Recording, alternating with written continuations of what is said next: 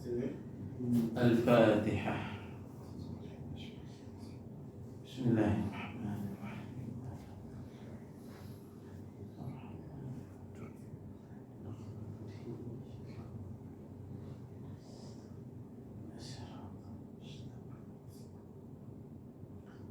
صراط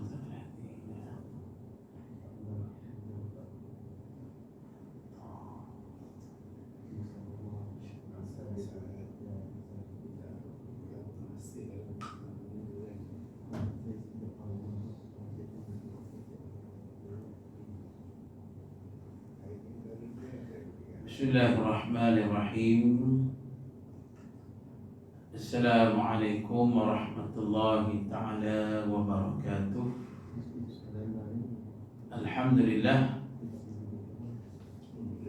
Alhamdulillahilladzi nazzala al-furqan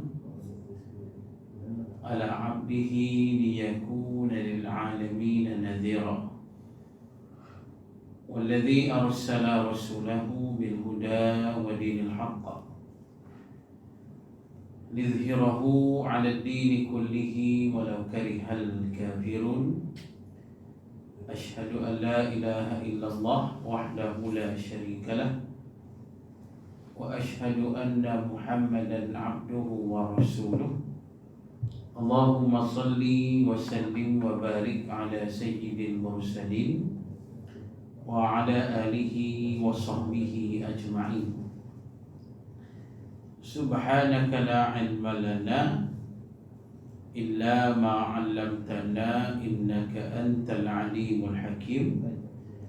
ولا حول ولا قوة إلا بالله العلي العظيم. رب اشرح لي صدري ويسر لي أمري واحلل uqdatan min lisani yafqahu qawli, amma ba'd. Fa ya ibadallah ittaqullah usikum wa nafsi bitaqwallah faqad fazal muttaqun. Qala Allah ta'ala fil kitabihil karim, a'udzu billahi minasy syaithanir rajim. Al-haqqu min rabbik فلا تكونن من الممترين. صدق الله العظيم. وقال رسول الله صلى الله عليه وسلم بلغوا عني ولو آية.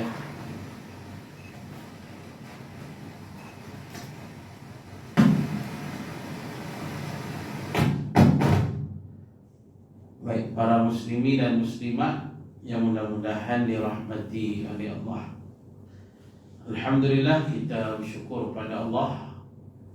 InsyaAllah pada tengah hari ini kita sambung pengajian kita yang berdasarkan kitab Tazkirah dan Taujihat Surah Al-Anfal, pengajaran dan teladan dari semasa dan selepas peperangan Badar. Baik, yang mana kita masih lagi berada pada ayat yang ke-27 dan 28. Firman Allah, a'udzu billahi minasyaitonir rajim. Ya ayyuhalladzina amanu la takhunullaha wa rasul wa takhunu amanatikum wa antum ta'lamun.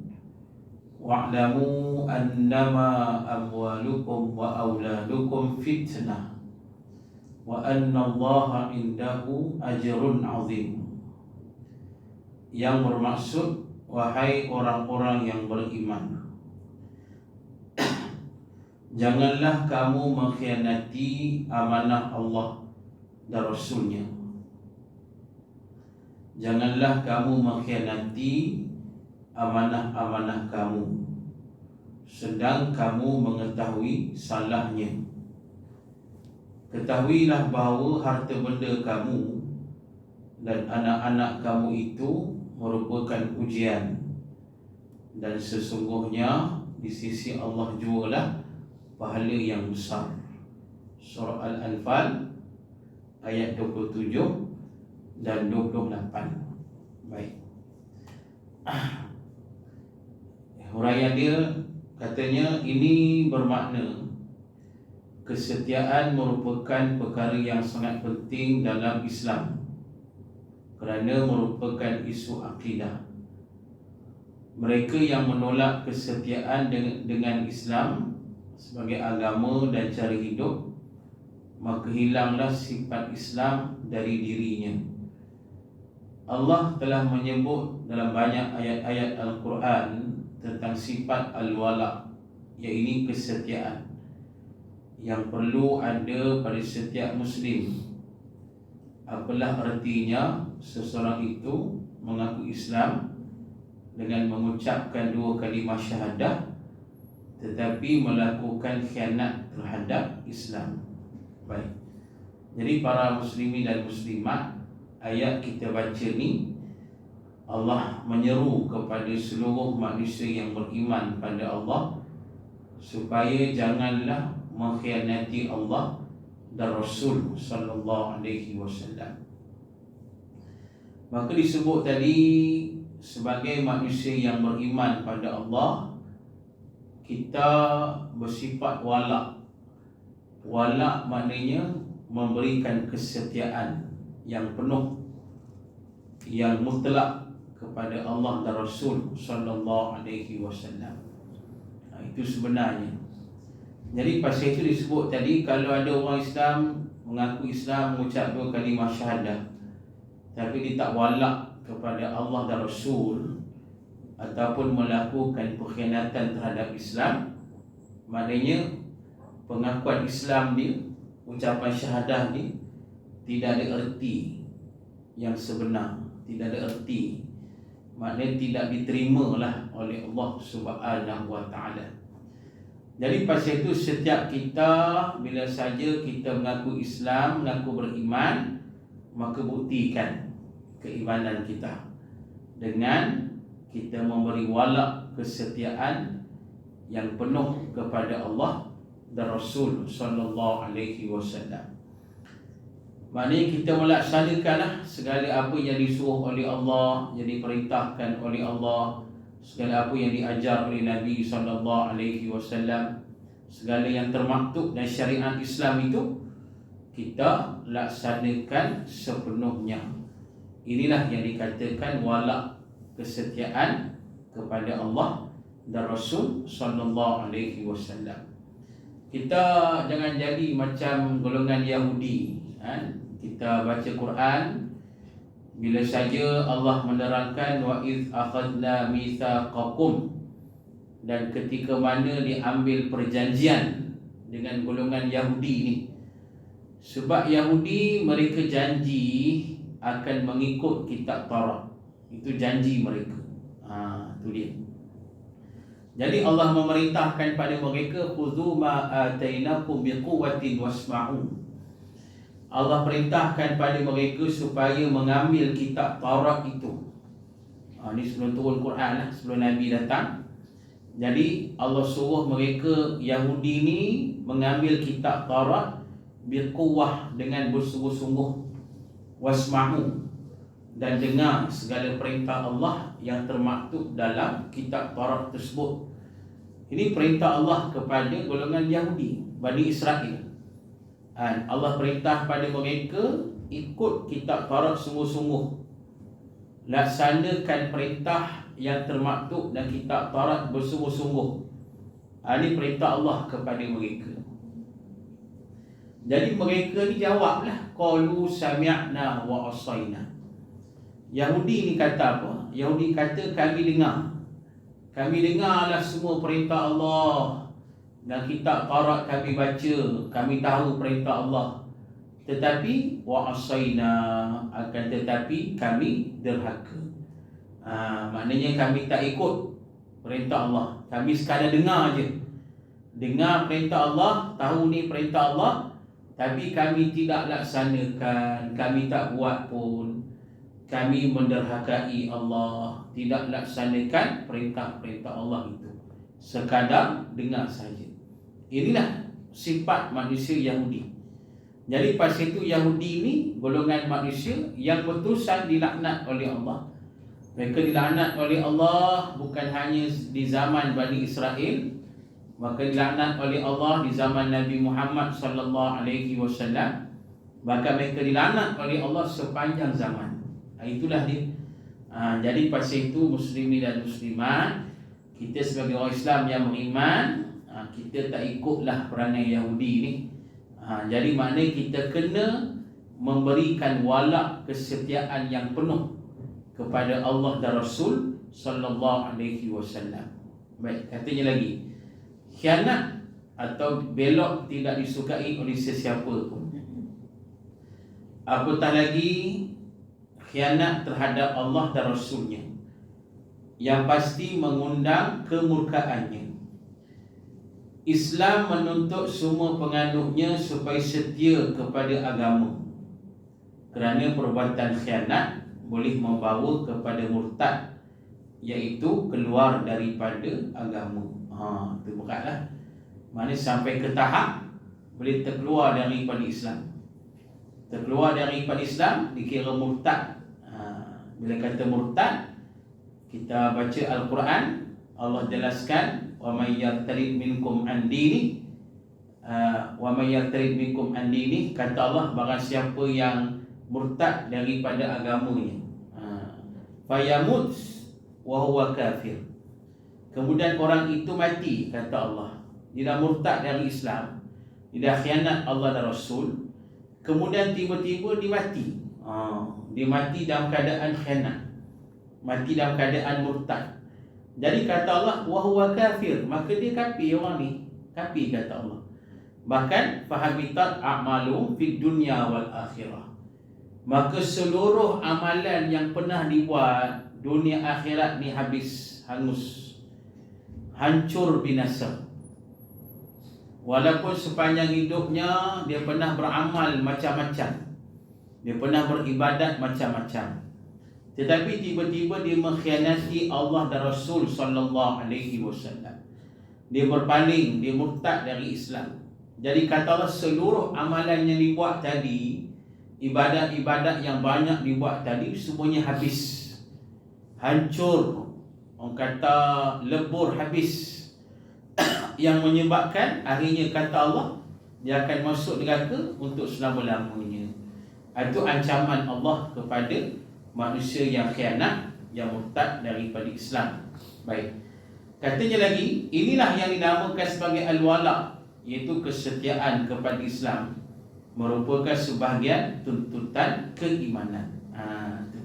Maknanya kita orang beriman ada sifat wala, setia kepada Islam, setia kepada Allah dan Rasul sallallahu alaihi wasallam.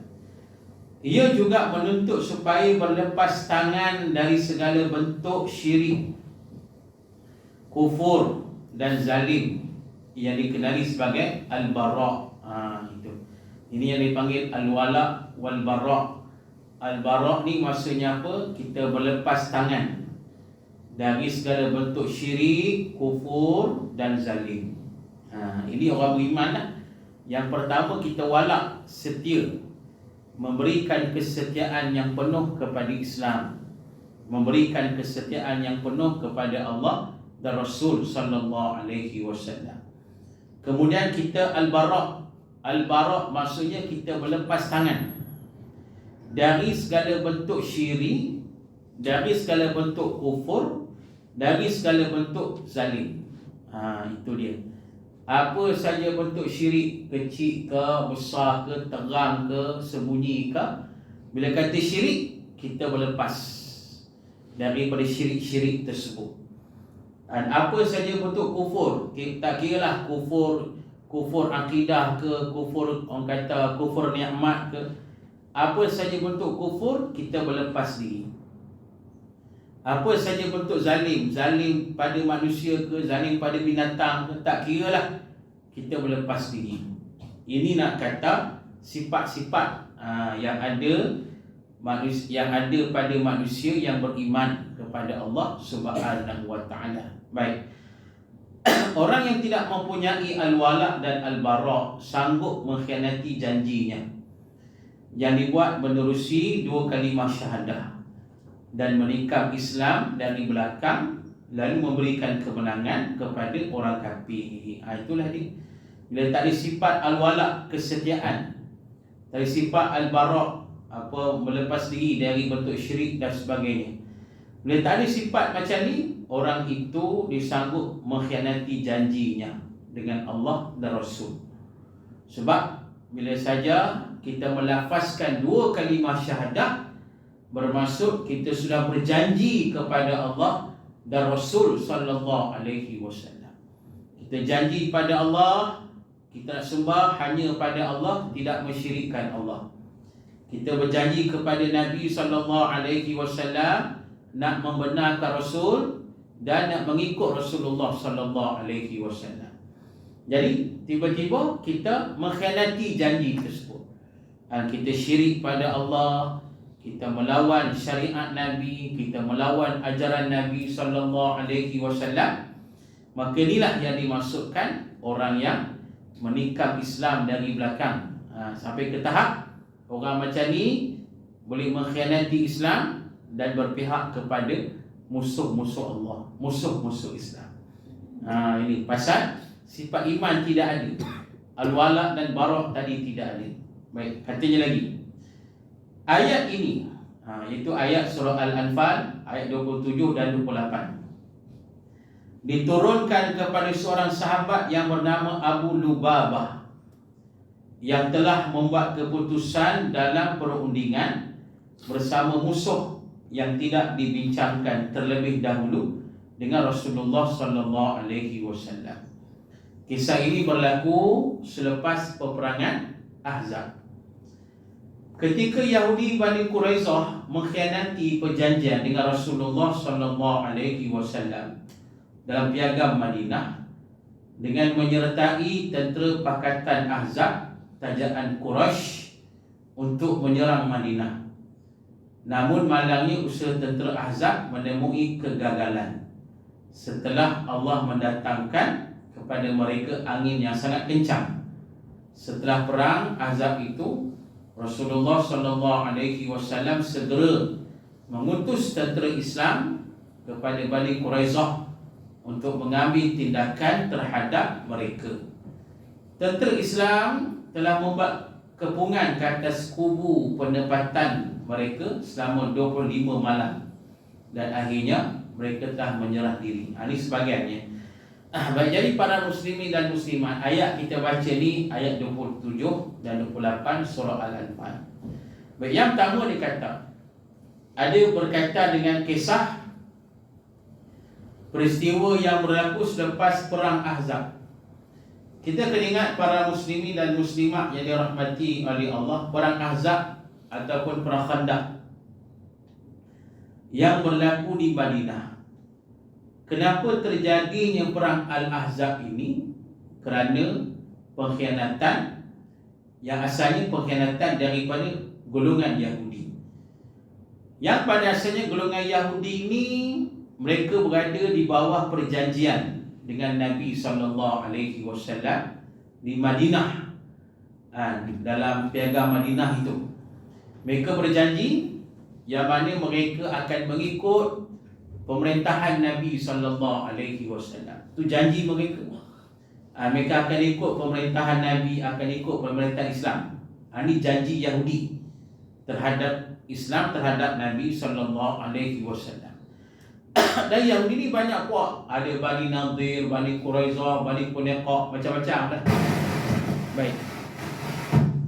Jadi para muslimin dan muslimat yang dirahmati oleh Allah, tapi tiba-tiba ada satu Yahudi daripada Bani Nadir. Mula-mula Bani Nadir dia buat hal. Buat hal macam mana? Mereka secara senyap-senyap telah mengadakan satu gerakan nak membunuh Nabi Muhammad sallallahu alaihi wasallam. Ini Bani Nadir Yahudi ni. Yahudi ni yang pada asalnya dah janji dengan Nabi nak ikut Nabi, nak ikut pemerintahan Nabi. Tiba-tiba secara senyap Bani Nadir ini mereka buat perancangan satu gerakan nak membunuh Nabi sallallahu alaihi wasallam. Maknanya muslimin dan muslimat mereka dah mengkhianati janji lah. Dan pada masa itu Allah beritahu ke Nabi benda tu. Maknanya perancangan Yahudi Bani Nadir nak bunuh Nabi itu Allah yang beritahu ke Nabi tentang perancangan Yahudi, perancangan jahat itu. Jadi akhirnya Nabi dapat tahu, maka Nabi ambil tindakan lah pada Bani Nadir ni. Maka Bani Nadir ni kira nak perang juga dengan Nabi di Madinah. Bila perang, Bani Nadir ni tak boleh nak lawan Islam. Maka akhirnya mereka kalah, menyerah diri. Dan pada masa itu Nabi menghalau mereka daripada Madinah kerana mereka dah mengkhianati perjanjian. Bila saja mereka dah keluar dari Madinah, beberapa pimpinan Bani Nadir ni mereka masih tak puas hati. Jadi apa yang mereka buat? Mereka pergi ke Mekah. Bila pergi ke Mekah, mereka adakan perbincangan dengan kafir musyrik Quraisy di sana. Tu dia. Jadi pada masa itulah mereka berbincang dan mereka buat satu pakatan lah, ataupun satu orang kata gabungan antara Yahudi dengan musyrik untuk menyerang Islam di Madinah. Jadi pada masa itu mereka bersetuju dan mereka berjaya menghimpunkan tentera lebih daripada 10,000 orang tentera. Jadi 10,000 ni lah lebih ni duk serang Madinah. Ni yang kata perang Al-Ahzab ni, perang Khandaq. Jadi bila berlaku perang tersebut, yang pada asalnya di Madinah ni masih ada lagi Yahudi yang masih mengikut janji dengan Nabi sallallahu alaihi wasallam. Di antara Yahudi yang masih lagi mengikut janji ialah Yahudi Bani Quraizah. Tu dia. Jadi muslimin dan muslimat kira masa perang nak berlaku tu, Bani Quraizah dia masih dengan Islam. Yahudi ni masih dengan mengikut janji dengan Islam. Tetapi semasa perang dah tercetus antara Yahudi musyrikin Al-Ahzab dengan Islam, masa perang tercetus itu, pada masa itulah Bani Quraizah tadi mengkhianati Nabi sallallahu alaihi wasallam. Yahudi ni punya jahat.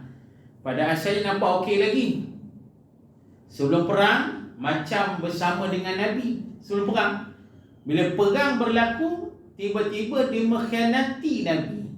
Dia mengkhianati Islam. Ni dia. Ni yang kata Yahudi ni. Ni Bani Quraizah. Jadi bila perang berlaku, para muslimin dan muslimat, Allah berikan pertolongan, akhirnya Islam menang dalam perang Al-Ahzab.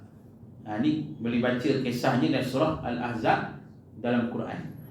Jadi selepas habis perang Al-Ahzab, terus Nabi pergi ke Bani Quraizah pula, perang dengan mereka pula. Sebab Quraizah telah mengkhianati perjanjian. Dia kira menikam belakang lah. Pasal asalnya kata setia dengan Islam, setia dengan Nabi. Bila cetus peperangan, tiba-tiba mereka mengkhianati, mereka berpihak pada musuh, menyerang Islam juga. Jadi habis perang Al-Ahzab, terus Nabi dengan para sahabat serang pula Bani Quraizah ni. Jahat sangat Quraizah ni. Maka disebut tadi macam mana Nabi dan tentera Islam mengepung mereka di tempat mereka, tempat Yahudi ni selama 25 malam. Maka selepas itu mereka menyerah diri. Quraizah menyerah diri. Baik, katanya lagi, Bani Quraizah telah meminta Abu Lubabah, pemimpin Aus, menjadi perunding bagi pihak tentera Islam. Kerana Aus yang merupakan sekutu mereka pada zaman jahiliah. Ini bagi memudahkan mereka mencari persefahaman, termasuklah menagih simpati. Kerana hubungan rapat mereka suatu masa dahulu. Jadi maknanya bila mereka dalam keadaan tertekan, Bani Quraizah ni mereka dah terdesak, menyerah diri. Pada masa itu mereka minta Abu Lubabah. Abu Lubabah ni sahabat Nabi, Islam, sahabat Nabi, dan dia pemimpin Aus. Jadi Bani Quraizah ni telah meminta Abu Lubabah menjadi perunding bagi pihak tentera Islam. Yang padahal perkara itu tidak diketahui pun oleh Nabi sallallahu alaihi wasallam. Maknanya Abu Lubabah ni nak bertindak sendiri. Atas disebabkan kenapa? Kerana dulu Aus ini merupakan sekutu pada zaman jahiliah, sekutu Bani Quraizah. Dan pada waktu yang sama mereka nak menagih simpati lah pada Islam melalui Abu Lubabah ni. Pasal dulu mereka dapat. Baik, katanya dalam perundingan itu Abu Lubabah sangat bersimpati. Tengok, dengan wanita dan kanak-kanak yang dikepung oleh tentera Islam. Lalu Abu Lubabah telah memberitahu Bani Quraizah bahawa mereka akan dibunuh melalui isyarat tangannya yang diletak di lehernya, yang membawa maksud bahawa keputusan Rasulullah sallallahu alaihi wasallam nanti adalah mereka akan dibunuh. Selepas itu dia tersedar bahawa dia telah mendedahkan hukuman terhadap Bani Quraizah terlebih dahulu tanpa berbincang dengan Rasulullah sallallahu alaihi wasallam.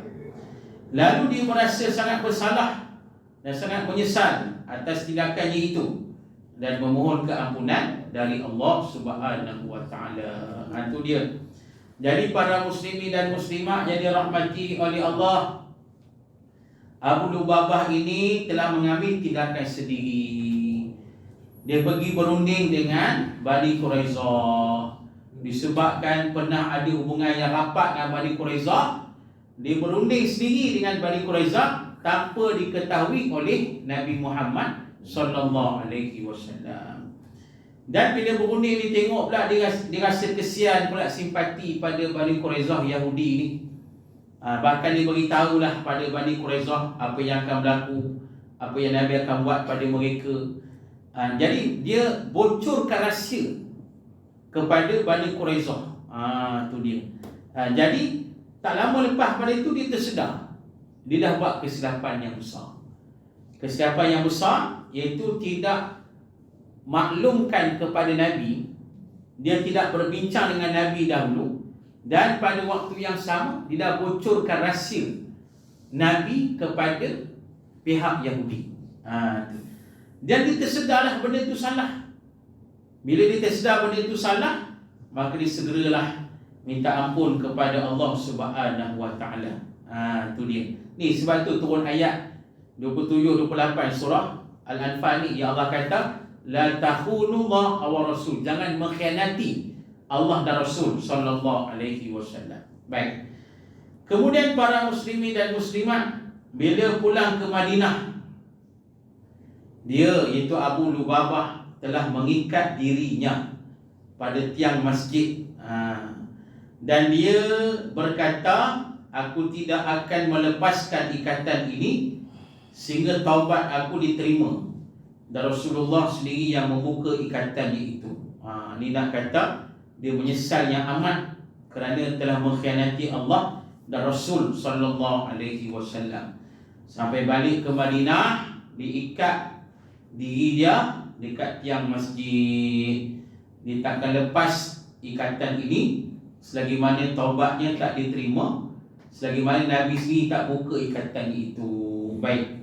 Setelah berlalu 6 malam, lalu turun wahyu yang menjelaskan bahawa taubat Abu Lubabah telah diterima oleh Allah. Dan Rasulullah sendiri yang membuka ikatan tali itu.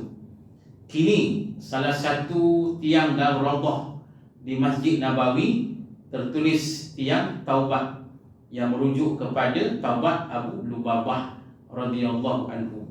Itu maknanya tiang tu sampai hari ni masih ada lah. Kita pergi ke Masjid Nabawi di Madinah, masuk Raudhah, carilah tiang taubat. Kalau boleh carilah. Pasal orang kata Raudhah ni nak masuk bukan senang, rebut-rebut sebagainya. Jadi maknanya muslimin dan muslimat, jadi yang kata tiang taubat itu merujuk pada taubat Abu Lubabah radhiyallahu anhu. Itu kisahnya lah, macam mana kesilapan sahabat Nabi ni, yang mana dia telah mengkhianati Allah dan Rasul, tapi akhirnya taubatnya diterima oleh Allah. Nak kata dia minta ampun sungguh pada Allah, dia menyesal, akhirnya Allah terima taubatnya. Baik. Antara ujian yang besar dalam kehidupan seorang manusia ialah ujian berkenaan tarikan harta dunia dan nafsu syahwat. Kedua-duanya tidak dapat dipisahkan. Kerana apalah artinya nafsu tanpa kesenangan dunia? Nafsu manusia tidak pernah puas dan sentiasa meluap-luap biarpun sudah mempunyai segunung emas. Keinginan kepada harta dan kehidupan yang menyeronokkan bersama keluarga telah menyebabkan manusia alpa dengan tanggungjawab di misi sebenar manusia diutus ke dunia. Kadang-kadang yang menjadi masalah bukan dari dia, tetapi dari isterinya yang tidak mau menuruti dan anak-anak yang tidak mahu memahami. Fitnah dari harta dan anak pinak ini perlu sering diperingatkan agar kita tidak hanyut dan leka dengan kesenangan dunia, sedangkan ganjaran pahala di sisi Allah dan kehidupan akhirat jauh lebih baik dari kekal abadi. Ini ayat 28. Wa'lamu annama amwalukum wa auladukum fitnah. Kata Allah, ketahuilah bahawa harta benda kamu dan anak-anak kamu itu merupakan ujian. Tu. Ini kita kena ingat selalu. Pasal disebut tadi muslimin dan muslimat, sebut tentang harta, sebut tentang anak pinak. Inilah perkara yang kita sangat suka, amat menggembirakan kita, amat menyeronokkan kita. Jadi tak salah kita nak mendapatkan harta sebanyak mungkin. Kayalah tara mana pun tak apa, Islam tak larang. Kita sayanglah anak kita sesayang-sayangnya, boleh, tak jadi masalah. Ini semuanya keinginan kita yang menyeronokkan kita. Cuma kena ingat, yang kata semua itu ialah ujian pada kita. Bila kata ujian, ada kalanya ujian ni memberikan kebaikan dan kita mendapat keredaan Allah. Dan ada kala ujian ini memberikan kita keburukan, akhirnya kita mendapat kemurkaan Allah. Mana cara kita lah, cara kita menghandle ni ujian ni, cara kita handle harta kita, cara kita handle keluarga kita, macam mana? Itu dia, muslimin dan muslimat. Macam mana kita bawa harta kita, bawa anak-anak kita, macam mana cara? Itu yang penting, kita dengan ilmu, dengan keimanan, dengan pentarbihan pada anak-anak kita, dengan doa. Ini sangat penting. Kita minta sangat. Itu yang kita baca doa apa? Dalam doa Nabi Zakaria dalam Quran, Rabbi habli min ladunka dzurriyyatan thayyibah innaka sami'ud du'a. Ini doa Nabi Allah Zakaria alaihi salam. Yang bermaksud, ya Allah ya Tuhanku, Rabbi habli, ya Allah ya Tuhanku, kurniakanlah pada aku, berilah kepada aku ya Allah dzurriyyatan thayyibah, zuriat anak-anak yang baik-baik, yang soleh. Tu innaka sami'ud du'a, sesungguhnya engkau lah yang maha mendengar akan doa-doa. Minta pada Allah. Kita usaha mendidik anak-anak kita. Kita beri didikan agama pada mereka. Kita penuhkan tanggungjawab kita pada mereka. Dan pada waktu yang sama, penting sangat berdoa pada Allah, supaya anak kita jadi anak yang soleh, yang solehah. Sebab kan ada hadis yang sahih, Nabi dah sebut pada kita, bila kita mati, terputus segalanya, kecuali di antaranya Nabi kata doa daripada anak-anak yang soleh. Maknanya anak yang soleh ni boleh memberikan manfaat besar pada kita sekiranya mereka menjadi anak yang soleh, yang solehah. Kita dah mati pun mereka mendoakan kita, kita sejahtera. Itu yang penting. Jangan kita jadi yang kata apa, disebut tadi, anak-anak ni sampai menjadi fitnah, ujian yang buruk pada kita, sampai kita dilupa kepada Allah, sampai kita melakukan kemaksiatan. Sebab ada hadis Rasulullah kata, kebinasaan seseorang disebabkan daripada isteri dia, daripada anak-anak dia, daripada keluarga dia. Sahabat Nabi tanya, macam mana dia jadi macam tu ya Rasulullah? Maka jawab Nabi SAW, pasal dia nak penuhkan keinginan keluarga dia, yang walaupun dia tak mampu, dia tak mampu nak penuhkan keinginan keluarga, tapi nak penuhkan juga Akhirnya dia buat benda yang tak elok, benda yang maksiat, benda yang derhaka, akhirnya dia binasa lah, kata Nabi SAW. Jadi pasal itu kita hati-hatilah. Maknanya kita handle, kita manage harta kita, keluarga kita dengan iman dan ketakwaan kepada Allah. Baik. Rasulullah SAW bersabda, "Lau kanat ad-dunya ta'dilu 'inda Allah janaha ba'udatin, ma saqa kafiran minha syarbata ma'in." Kalau nilai dunia itu di sisi Allah menyamai satu kepak nyamuk, Allah tidak akan memberi orang kafir minum darinya. Hadis riwayat At-Tirmizi. Ini nak sebut ayat surah ayat 28 ni, kata Allah, wa annallah indahu ajrun azim. Dan sesungguhnya di sisi Allah jugalah pahala yang besar. Maknanya yang kita nak kejar ni ila akhirat. Dunia ni sekadar jabatan kita aja. Dunia sekadar kita nak buat amalan. Yang sebenar nanti di akhirat nanti. Jadi insya-Allah muslimin dan muslimat, cukup sekali itu. Kita akan sambunglah pada kuliah bulan depan ayat yang seterusnya. Jadi marilah kita tangguhkan dengan membaca tasbih kafarah dan suratul Asr. Bismillahirrahmanirrahim.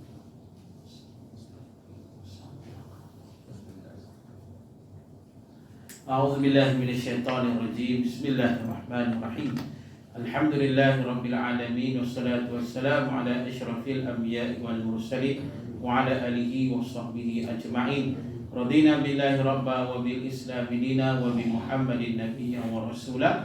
Allahumma aghnina bil ilmi wa zayyinna bil hilmi wa akrimna bit taqwa wa jammilna bil afiyah. Allahumma inna nas'aluka ilman nafi'a wa rizqan thayyiba wa amalan mutaqabbala. Walhamdulillahi rabbil alamin. Siru ala barakatillah. Assalamualaikum warahmatullahi taala wabarakatuh.